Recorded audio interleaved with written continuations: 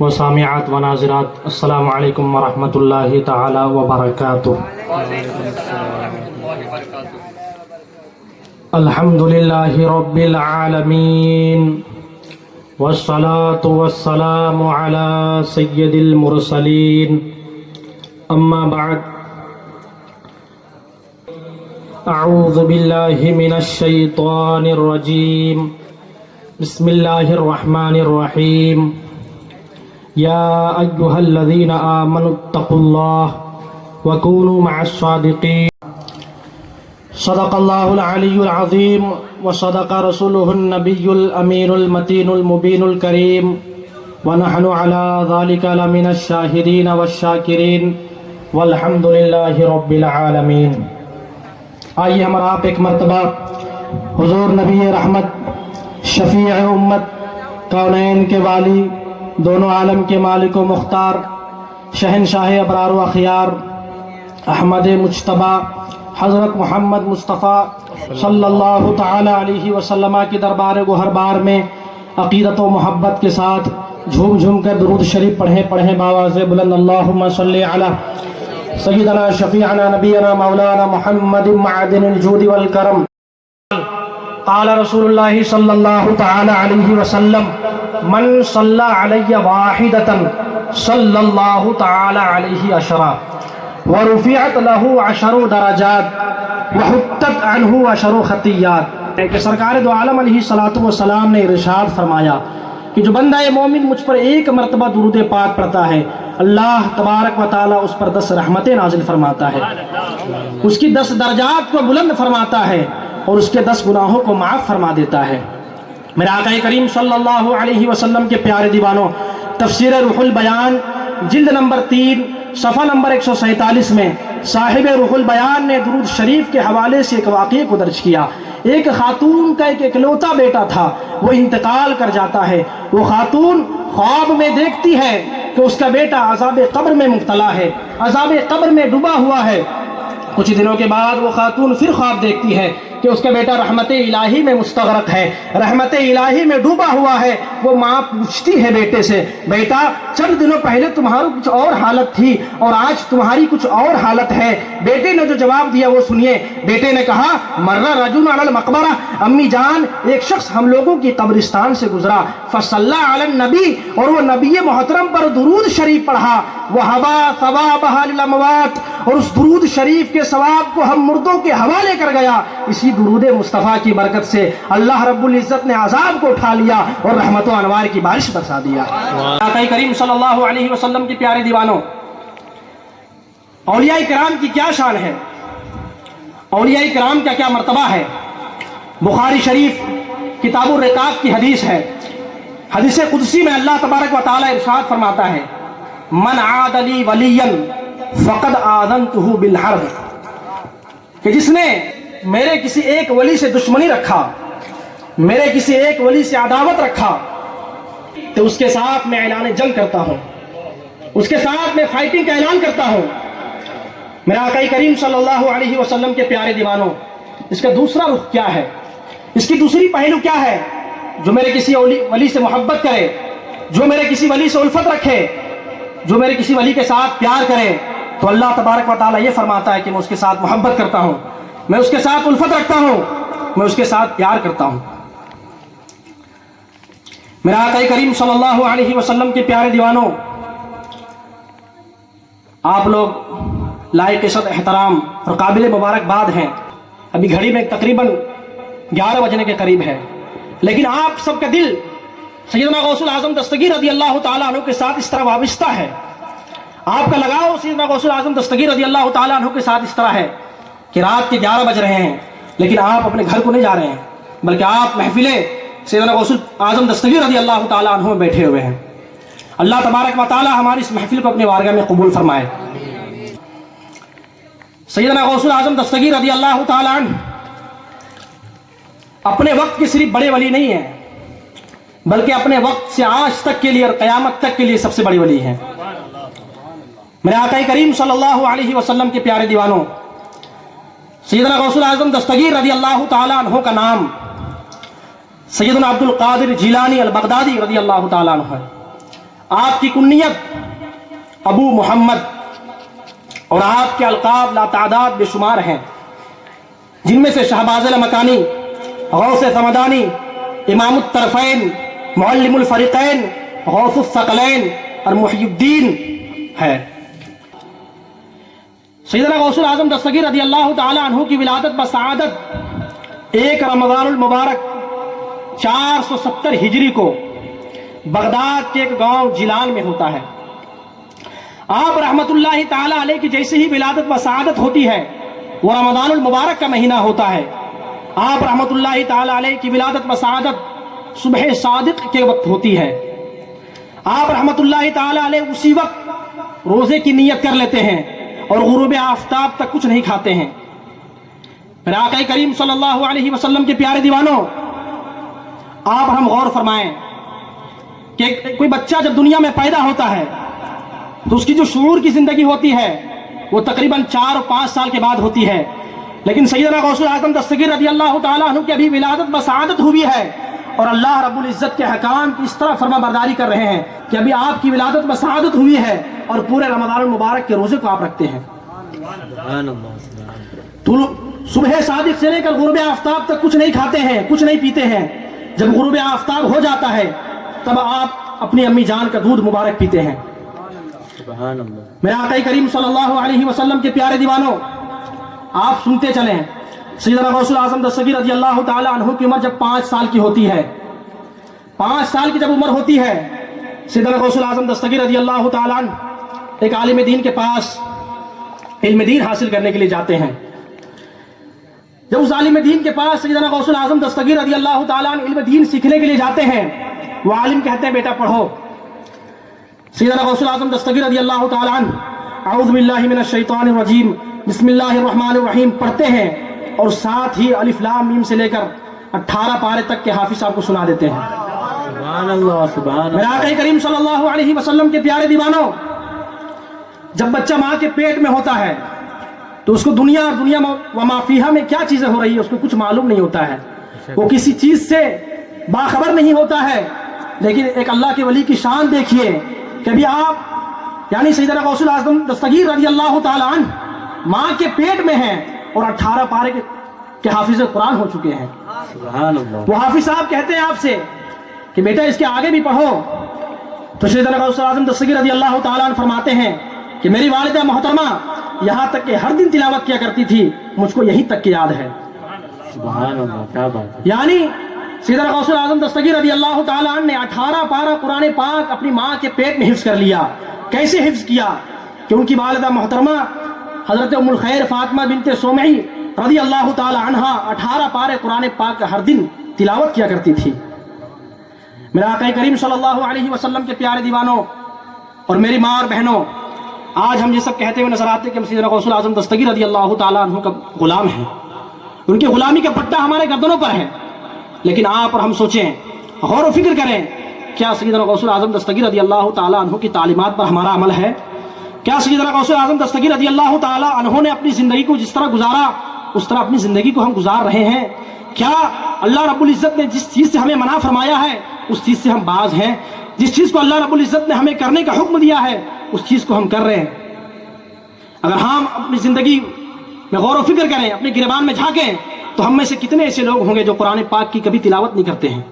شاذ و نادر ہفتے میں 2 ہفتے میں 1 مرتبہ کریں گے، لیکن سیدنا غوث الاعظم دستگیر رضی اللہ تعالی عنہ کہ گھر کا یہ ماحول ہے کہ ان کی والدہ محترمہ ہر دن 18 پارے تلاوت کر رہی ہیں اور وہ پیٹ میں رہ کر کے پورا 18 پارے قرآن پاک کو حفظ کرتے ہوئے نظر آ رہے ہیں۔ میرے آقا کریم صلی اللہ علیہ وسلم کے پیارے دیوانوں اور میری ماں اور بہنوں، اللہ کے رسول علیہ الصلوۃ والسلام نے ارشاد فرمایا خیرکم من تعلم القرآن وعلمہ، تم میں سے بہترین لوگ وہ ہیں، تم میں سے بہترین جماعت وہ ہے جو قرآن کو سیکھتے ہیں اور دوسروں کو سکھاتے ہیں۔ میرے آقا کریم صلی اللہ علیہ وسلم کے پیارے دیوانوں، آپ اگر قرآن پاک کی تلاوت کریں گے، آپ اگر قرآن پاک سے محبت کریں گے، آپ اگر قرآن پاک سے دل لگائیں گے، آپ اگر قرآن پاک کو پڑھیں گے، فجر کے بعد پڑھیں گے، ظہر کے بعد پڑھیں گے، عصر کے بعد پڑھیں گے، سونے کے وقت میں پڑھیں گے، تو اللہ رب العزت کا آپ پر یہ کرم ہوگا کہ آپ کو کوئی بیماری نہیں آ سکتی ہے۔ اللہ رب العزت کا آپ پر یہ کرم ہوگا کہ آپ کبھی فقیری، آپ کبھی محتاجی کا شکار نہیں ہو سکتے ہیں۔ اللہ رب العزت کا آپ پر یہ کرم ہوگا کہ آپ کبھی کسی کا محتاج نہیں ہوں گے۔ قرآن پاک سے دل لگائیے. قرآن پاک ایک ایسی کتاب ہے جس کو پڑھنا بھی ثواب ہے, جس کو دیکھنا بھی ثواب ہے, جس کو چھونا بھی ثواب ہے, اور جس کو سننا بھی ثواب ہے. سبحان اللہ. قرآن پاک کو اپنی زندگی کا مشعل راہ بنائیں. آپ قرآن سے دل لگائیں, ڈاکٹروں سے بری ہو جائیں گے. آپ قرآن سے لگائیں, کورٹ و کچہری سے بری ہو جائیں گے. آپ قرآن سے لگائیں, تمام تر فسادات, مشکلات اور رکاوٹوں سے بری ہو جائیں گے. ایک حرف قرآن پاک پڑھنے میں 10 نیکیاں ہیں. میرے آقا کریم صلی اللہ علیہ وسلم کے پیارے دیوانوں, اگر آپ ہر دن ایک صفحہ بھی قرآن پاک پڑھتے ہیں تو آپ سوچیں ہمارے نامہ اعمال میں کتنی نیکیاں ہوں گی. یہی قرآن کا پڑھنا جب ہم قبر میں چلے جائیں گے تو یہی روشنی کرتا ہوا نظر آئے گا. یہی قرآن سے پڑھنا ہمیں سانپ اور بچھو کے عذاب سے بچائے گا. یہی قرآن کا پڑھنا قبر کے عذاب کے لیے ڈھال بنتا ہوا نظر آئے گا. لیکن قرآن سے دل کو لگائیں, قرآن سے دل کو جوڑیں اور قرآن پاک کے احکامات پر عمل کرنے کی کوشش کریں. میرے آقا کریم صلی اللہ علیہ وسلم کے پیارے دیوانوں, مختصراً میں عرض کرتا ہوں, جب سیدنا غوث الاعظم دستگیر رضی اللہ تعالیٰ عنہ کی 17 سال عمر ہوئی اور 18ویں سال میں جب آپ نے اپنے قدم کو رکھا تو اپنی والدہ ماجدہ سے آپ کہتے ہیں کہ امی جان, میں اعلیٰ تعلیم کے لیے, میں ہائر ایجوکیشن کے لیے بغداد شریف کا سفر کرنا چاہتا ہوں. سیدنا غوث الاعظم دستگیر رضی اللہ تعالیٰ عنہ کے والد گرامی کا انتقال بچپن ہی میں ہو چکا تھا. یعنی جب آپ بچپن کی زندگی میں تھے اسی وقت آپ کے والد ماجد حضرت ابو صالح موسیٰ جنگی دوست رضی اللہ تعالیٰ عنہ کا انتقال ہو چکا تھا. آپ کی والدہ کو علم دین کے ساتھ محبت تھا کیونکہ آپ کا علمی گھرانہ تھا. آپ حسنی اور حسینی سید تھے. آپ کی والدہ ماجدہ فرماتی, ٹھیک ہے بیٹے, جاؤ بغداد کے لیے سفر کرو اور علم دین مصطفیٰ علیہ الصلوۃ والسلام سے اپنے دل کو روشن کرو, اور دل کو روشن کرنے کے بعد پوری دنیا کو روشن کرو. میرے آقا کریم صلی اللہ علیہ وسلم کے پیارے دیوانوں, اس وقت سیدنا غوث الاعظم دستگیر رضی اللہ تعالیٰ عنہ کو ان کی والدہ محترمہ جو ان کے باپ کے حصے سے یعنی ابو موسیٰ جنگی دوست رضی اللہ تعالیٰ عنہ کے حصے سے ترکے سے جو چیز ملتی ہے یعنی 40 درہم, 40 اشرفیاں, ان کی ماں یعنی سیدنا غوث الاعظم دستگیر رضی اللہ تعالیٰ عنہ کی والدہ ماجدہ ان کے بغل کے نیچے ایک گدڑی میں سیل دیتی ہے اور ساتھ میں یہ عہد بھی لیتی ان سے کہ بیٹا زندگی میں تمہیں کوئی موقع آ جائے, کوئی موڑ آ جائے, کسی بھی مصیبت کا سامنا کرنا پڑے, تم کبھی جھوٹ مت بولنا. اور اس کے ساتھ بغداد جانے والے قافلے کے ساتھ سیدنا غوث الاعظم دستگیر رضی اللہ تعالیٰ عنہ کو روانہ کر دیتی ہے. آپ رضی اللہ تعالیٰ عنہ قافلے کے ساتھ بغداد شریف کے سفر کے لیے نکل جاتے ہیں. میرے آقا کریم صلی اللہ علیہ وسلم کے پیارے دیوانوں, علم دین کا سفر ایک ایسا سفر ہے جس کے بارے میں آقا کریم صلی اللہ علیہ وسلم نے ارشاد فرمایا, من خرج فی طلب العلم فهو فی سبیل اللہ حتی یرجع, کہ جو علم دین کے راستے میں نکلتا ہے, جو علم دین کو پڑھنے کے لیے نکلتا ہے, وہ اللہ رب العزت کے راستے میں ہوتا ہے جب تک کہ اپنے گھر کو واپس نہ آ جائے. سیدنا غوث الاعظم دستگیر رضی اللہ تعالیٰ عنہ چند لوگوں کے قافلے کے ساتھ بغداد کے لیے روانہ ہو جاتے ہیں. آپ کا قافلہ جب صحرائے ہمدان سے آگے گزرتا ہے تو 60 ڈاکو آپ کے قافلے پر حملہ آور ہو جاتے ہیں اور سارے لوگوں کے مال و جائیداد کو لوٹنے لگتے ہیں. ایک کھلبلی سی مچ جاتی ہے. اتنے میں ایک چور آپ کے پاس آتا ہے اور کہتا ہے, بچے تمہارے پاس بھی کوئی چیز ہے؟ سیدنا غوث الاعظم دستگیر رضی اللہ تعالیٰ عنہ کہتے ہیں, ہاں میرے پاس بھی ہے. وہ چور کہتا ہے, تمہارے پاس کیا ہے؟ سیدنا غوث الاعظم دستگیر کہتے ہیں, میرے پاس 40 اشرفیہ ہیں. وہ چور کہتا ہے, کہاں تم رکھے اس کو؟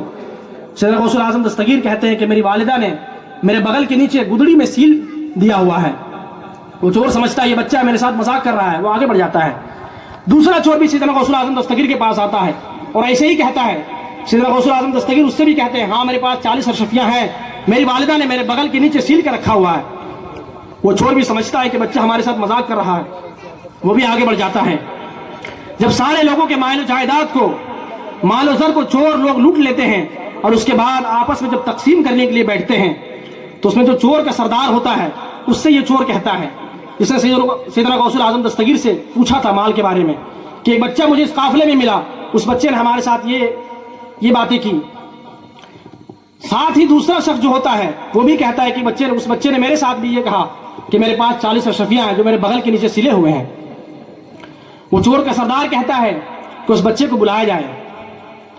سیدنا غوث الاعظم دستگیر رضی اللہ تعالیٰ عنہ کو اس چور کے پاس لایا جاتا ہے. اب چور کا سردار آپ رضی اللہ تعالیٰ عنہ سے پوچھتا ہے کہ بچے بتاؤ کیا تمہارے پاس کوئی چیز ہے؟ سیدنا غوث الاعظم دستگیر رضی اللہ تعالیٰ عنہ بغیر خوف و خطر برجستہ بلند آواز میں یہ کہتے ہیں کہ ہاں ہمارے پاس 40 اشرفیہ ہیں جو میری امی نے میرے بغل کے نیچے گدڑی میں سیل دیا ہوا ہے۔ وہ چور کا سردار جیسے یہ سنتا ہے تو سیدنا غوث اعظم دستگیر سے یہ کہتا ہے کہ بچے تمہارے مال تو بہت محفوظ جگہ میں ہے، تم نے اپنے اس مال کو بچایا کیوں نہیں؟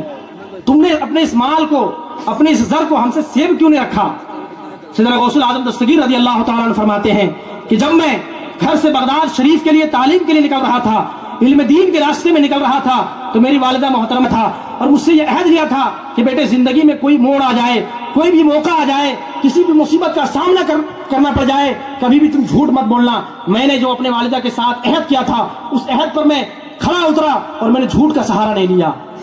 اتنا سننا تھا کہ وہ چور لرزہ براندام ہو جاتا ہے، وہ چور خوف کے مارے کانپنے لگتا ہے اور ڈر کی وجہ سے تھر تھرانے لگتا ہے اور کہتا ہے کہ یہ بچہ جو اپنے ماں کے ساتھ جو وعدہ کیا ہے اس وعدے کی خلافی نہیں کر رہا ہے، اس وعدے کا وعدہ خلافی نہیں کر رہا ہے، لیکن ایک ہم ہیں کئی سالوں سے اس چوری جیسی نحوست اور بیماری میں ہم پڑے ہوئے ہیں۔ اس کے بعد وہ چور کہتا ہے کہ آج کے بعد میں آپ کے ہاتھ پر توبہ کرتا ہوں اور آج کے بعد کبھی بھی کسی کا مال اور جائیداد نہیں چوری کروں گا۔ میرے آقا کریم صلی اللہ علیہ وسلم کے پیارے دیوانوں، آپ اور ہم دیکھیں کہ سچ کی کیا برکت ہے، سچ کی کیا فضیلت ہے کہ سیدنا غوث اعظم دستگیر رضی اللہ تعالیٰ عنہ سچ بولتے ہیں تو ساتھ میں چور کا سردار اور اس کے جتنے بھی چیلے، ساتھ میں سارے لوگ سیدنا غوث اعظم دستگیر رضی اللہ تعالیٰ عنہ کے پر توبہ کر لیتے ہیں اور اس چوری جیسی بیماری سے ہمیشہ ہمیشہ کے لیے آزاد ہو جاتے ہیں۔ سبحان اللہ، سبحان اللہ۔ میرے آقا کریم صلی اللہ علیہ وسلم کے پیارے دیوانوں، سچ ایک ایسی دولت ہے۔ ایک حدیث پاک اب سماعت فرمائے، میری ماں اور بہنوں بھی کان لگا کر سنیں۔ اللہ کے رسول علیہ الصلوۃ والسلام ارشاد فرماتے ہیں کہ سچ کو لازم پکڑو۔ غور سے سنیے، حدیث پاک میں بیان کر رہا ہوں۔ حضور علیہ الصلوۃ والسلام ارشاد فرماتے ہیں کہ سچ کو لازم پکڑو، اس لیے کہ سچ ایک ایسی چیز ہے جو تم کو بھلائی کی طرف لے جائے گی، جو تم کو نیکی کی طرف لے جائے گی، جو تم کو خیر کی طرف لے جائے گی۔ اور جب تم خیر کی طرف چلے جاؤ گے، نیکی کی طرف چلے جاؤ گے تو یہی نیکی اور یہ خیر تم کو جنت تک لے جائے گا۔ سبحان اللہ، سبحان اور جب بندہ سچ بولتا رہتا ہے تو اللہ رب العزت کے بارگاہ میں اسے صدیقین میں سے نام لکھ دیا جاتا ہے۔ آگے آقا کریم صلی اللہ علیہ وسلم ارشاد فرماتے ہیں کہ جھوٹ سے بچو، اس لیے کہ جھوٹ ایک ایسی چیز ہے جو برائی کی طرف لے جاتی ہے، جو فریب کی طرف لے جاتی ہے، جو بربادی کی طرف لے جاتی ہے، اور یہ برائی تمہیں جہنم کی طرف لے جائے گی۔ اور بندہ جب جھوٹ بولتا رہتا ہے تو اللہ رب العزت کے بارگاہ میں اسے کذاب میں سے نام لکھ دیا جاتا ہے، یعنی زیادہ جھوٹ بولنے والے۔ تو میرے آقا کریم صلی اللہ علیہ وسلم کے پیارے دیوانوں، آپ نے جتنا بھی جھوٹ بولا اس سے توبہ کریں اور آج کے بعد سچ بولنے کا عہد کریں، اس لیے کہ آپ سچ بولیں گے تو آپ کے بچے سچ بولیں گے، آپ کی نسلیں سچ بولیں گی، آپ کے گھر میں سچ کا ماحول پیدا ہوگا۔ اور آپ جھوٹ آج بولتے ہیں، آپ کے بچے جھوٹ بولیں گے، آپ کی نسلیں جھوٹ بولیں گی اور آپ کے گھر میں جھوٹ کا ماحول پیدا ہوگا اور بہت ساری بیماریاں پیدا ہوں گی۔ ہم سب کو چاہیے کہ ہمارا مسئلہ ہو ہمیشہ سچ بولنے کی کوشش کریں۔ دروشی پڑھیں، اللہم صلی علی اللهم صل على سيدنا وشفيعنا وحبيبنا مولانا محمد وبارك وسلم۔ الصلاة والسلام عليك يا رسول الله صلى الله تعالى عليه وسلم۔ سیدنا غوث اعظم دستگیر رضی اللہ تعالیٰ عنہ بغداد شریف چلے جاتے ہیں اور بغداد شریف جانے کے بعد علم دین مصطفیٰ علیہ الصلوۃ والسلام کو حاصل کرتے ہیں۔ علم دین حاصل کرنے میں سیدنا غوث اعظم دستگیر رضی اللہ تعالیٰ نے ارشاد فرماتے ہیں کہ میں نے علم دین حاصل کرنے میں ایسی ایسی مصیبتوں کو جھیلا ہے، ایسی ایسی رکاوٹوں کا سامنا کیا ہے، ایسی ایسی پریشانیوں کا سامنا کیا ہے، ایسے ایسے مشکلات کو میں نے دیکھا ہے کہ اگر ان کو پہاڑ پر رکھ دیا جاتا تو پہاڑ ریزہ ریزہ ہو جاتا۔ میرے آقا کریم صلی اللہ علیہ وسلم کے پیارے دیوانوں، علم ایک ایسی چیز ہے جو آسانی کے ساتھ حاصل نہیں ہوتی ہے، اس کے لیے تکلف کرنا پڑتا ہے، اس کے لیے تدبر کرنا پڑتا ہے، اس کے لیے تفکر کرنا پڑتا ہے، اس کے لیے اپنے دل اور اپنے دماغ کو صاف اور شفاف کرنا پڑتا ہے۔ سیدنا غوث اعظم دستگیر رضی اللہ تعالیٰ عنہ علم دین مصطفیٰ علیہ الصلوۃ والسلام کو حاصل کر لیتے ہیں۔